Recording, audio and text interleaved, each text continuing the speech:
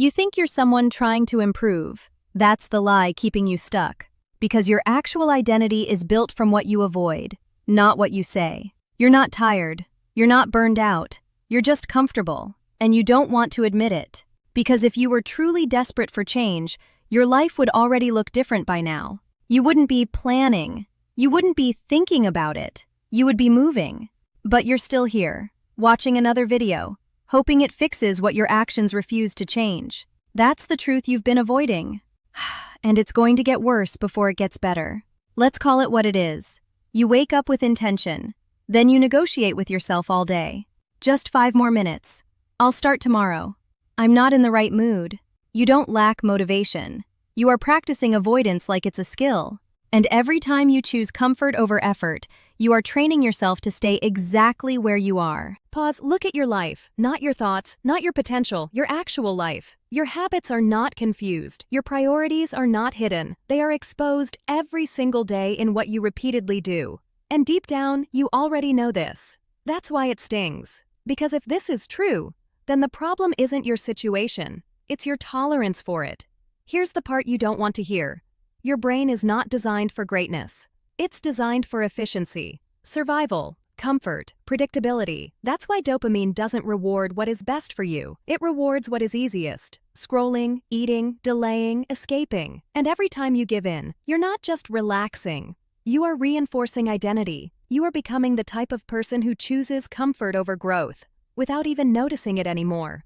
Now here's the gap. The person you say you want to become doesn't live in motivation. That person lives in repetition.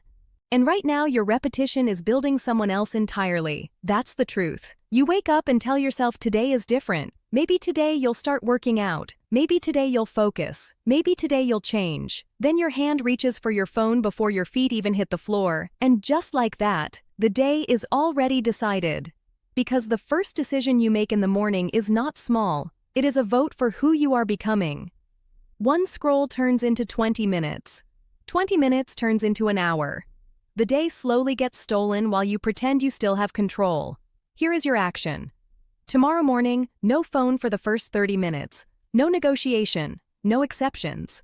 So the question is, are you willing to start your day without escaping it? You think you're addicted to your phone, to food, to distraction. Wrong. You're addicted to the absence of discomfort. You avoid silence because it forces thinking. You avoid effort because it creates strain.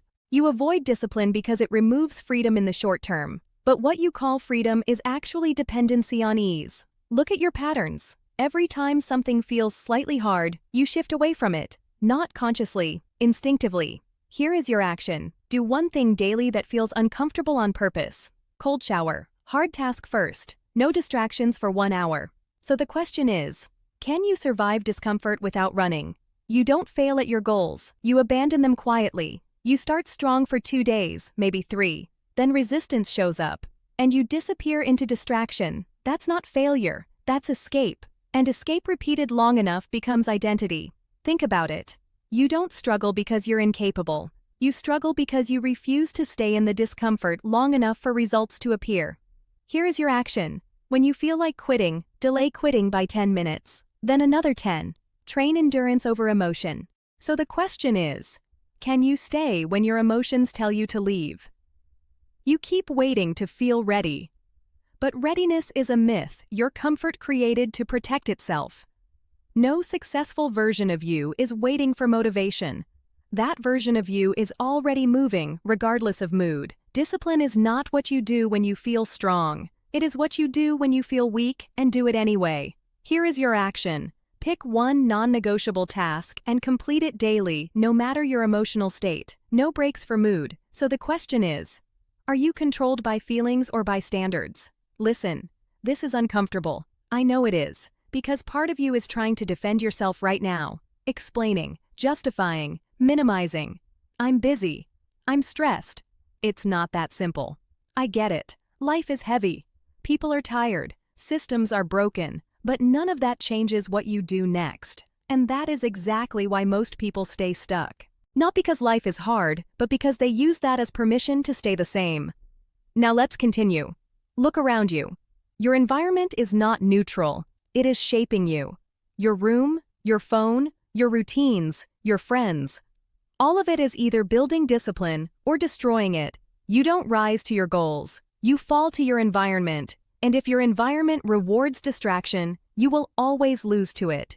Here is your action. Remove one major source of instant comfort today. One app, one habit, one trigger. So the question is, does your environment support your future or sabotage it? Every action is rehearsal. Every lazy morning is rehearsal. Every skipped workout is rehearsal. Every excuse is rehearsal. You are practicing a version of yourself every single day. And repetition does not ask for permission. It becomes identity. You are not becoming random. You are becoming consistent, just not in the direction you want. Here is your action. Choose one identity and act as if it is already true for 24 hours. No breaks from character. So the question is, what are you practicing right now? Discipline or avoidance? Stop thinking like someone trying to change. Start thinking like someone who already decided. Because right now, you are living in hesitation. Half committed, half distracted, half present. But the version of you that actually changes everything is not half anything. That version wakes up without negotiation. That version acts before thinking. That version doesn't argue with discomfort. It uses it. Imagine waking up tomorrow and there is no debate in your mind, no negotiation, no emotional delay, just movement. That version of you exists, not in fantasy, in behavior. And every time you choose comfort, you step further away from him. So ask yourself, who are you really protecting by staying average? Today is not about inspiration, it is about interruption. You are going to do one thing before this day ends that your comfort hates, not tomorrow. Today. A hard task, a delayed responsibility, a discipline you keep avoiding. And you will do it without negotiating with your feelings. Because the moment you stop asking permission from your comfort, your life starts changing.